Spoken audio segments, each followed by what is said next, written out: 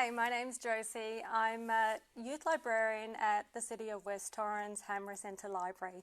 Thank you for joining me today for Teen Book Taster. I've brought your video today with the view of the garden that you can see from our youth area, so I hope you enjoy that. We miss you at the library, and you can actually come in now and do some limited browsing and borrowing under our safe guidelines, so please do come in and see us. Until then, we'll keep continuing to provide our online programming so you can know what's going on in the library. Hi there, thanks for joining me. Let's get started with Teen Book Taster. The idea of this is to give you an insight into 3 books, and we hope you might borrow them, put them on hold after this session. The first one today is Sick Bay. This is by Nova Wheatman. Now, Sick Bay is on my list today because it's dealing with mental health issues, and May is a Mental Health Awareness Month, so it fits right on our theme. Now, Nova has written a gorgeous, slow contemporary novel based around the life of a bunch of 12-year-olds. The main character has a very tricky home situation, and she's dealing with mental health in her family. She hasn't yet reached out, so she's not really getting great support, but throughout the book she comes to know another character who's also having some issues in life, and they bond over those issues through meeting in the sick bay or sick room. It takes about a third of the book before you actually get to know the characters really well, and so you need to stick with it. It's not a really fast read. It's set out in a style of each of the main people. So Meg, she gets a chapter and you hear her voice. And Riley, just find a Riley for you. And Riley. So they both talk throughout the book, chapter by chapter, and you get to know them in the story. Let's hear Meg. Meg, Mum didn't make it out of bed for dinner last night. So I sat in the backyard with my book, a carrot and a tomato sandwich, and read until the light disappeared, forcing me back inside. I checked in on her a couple of times. She had a headache that she said felt like her head was being split open. I refilled her glass of water and tried to find some painkillers in the medicine cupboard.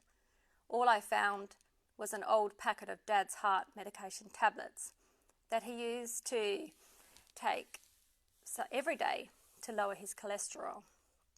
They didn't stop him having a heart attack though. His name had started to fade from the label, so I threw the packet out because I didn't want to see him vanishing. So yeah, you can see Meg has had a loss in her family, and it's a bit sad and what happens, but once she reaches out and through some simple acts of kindness, her life does get to change around, and it just demonstrates how important having at least one person, just one person, can make all the difference in someone's life. So I think that's a really great read and recommended 10 years and over.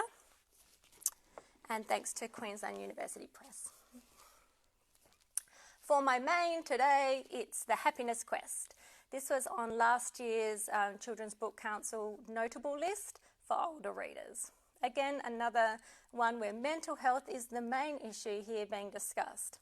The main character, Tilly, is older, she's 15, but she's got a really privileged life. Nothing's going wrong really for her, and yet she's really sad, and that can happen. She wants to know, do you really need a reason to be sad?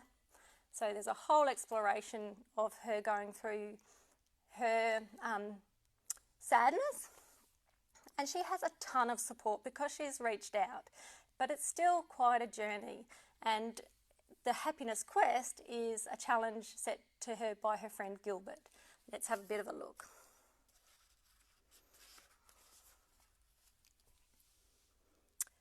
He used a long index finger to trace along a vivid blue line in the painting, and he said, "Misery is easy.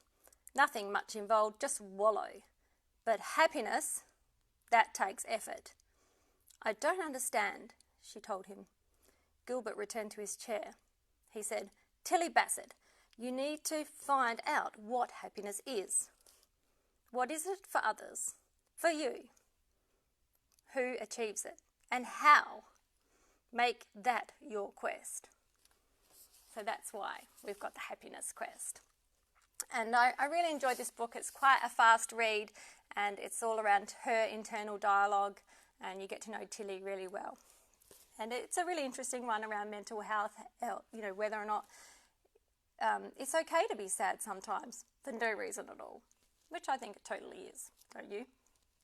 Yeah. Richard Yaxley, who wrote this book, has a new book out as well called A New Kind of Everything. So if you like this one, you might also like Richard's new book. I'm pretty sure it's a Scholastic one. Yeah, thanks Scholastic. Last but not least, something delicious for our dessert. It's The Surprising Power of a Good Dumpling. And you can see I've got it up on Libby because our copy here at the library is on loan, and the Libby one's on loan, so you can see it's popular. Now, I first saw this book and thought, oh my God, what a gorgeous cover. And I don't know if you can see it up close there, but it's actually been on an award list for a book cover, so there you go. It has got a great cover, it's really cute. By Wei Chim, and this book has been on the ABA list, for long list, and the Boyer list, so it's really, really popular. It was shortlisted for Indie, and it's got a book cover design award, so yeah, it's right up there. It's a really popular book this year. It's based around another mental health issue, a family dynamic, the main character Anne, and her looking after her family, her mum who's unwell, and it's really appropriate for age 12 plus. If you are looking at a book that looks at some aspects of racism and issues for migrant families, this would also tick that box, because being a Chinese family, there are some issues for them integrating into Australian life, and that is also explored in the book. I highly recommend it. I'll see if I can grab you a little read of it quickly. Not quite as quick when you don't have the book. Here's a little bit. Are you ready? The shadow of the leaves on the wall bend to the right, like gentle waves coming to shore. It could be a good day. When Ma stays in bed, our mornings are a game of fortune-telling, where I'm forever looking for signs. The search begins when I try to coax her up with a cup of herb tea. I shuffle down the hallway, looking for a shadow that looks like a smiley face, waiting for a shock from the doorknob, or trying to miss the creaking board of the floor. These signs tell me something about what to expect behind Ma's closed door. You can see a little window into her life. She's really concerned about her mum. And also in this story, there's a first love. So if you are trying to avoid any romance in your reads, yeah, that's a little bit of a warning there. But otherwise, really, all the books I've shown you today are based around mental health. So I hope you enjoy them. Place them on hold. If you've got anything you need from us at the library, please do let us know.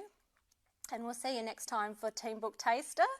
And leave me any comments or feedback. If you've got any books you'd love to review, I'd love to hear from them.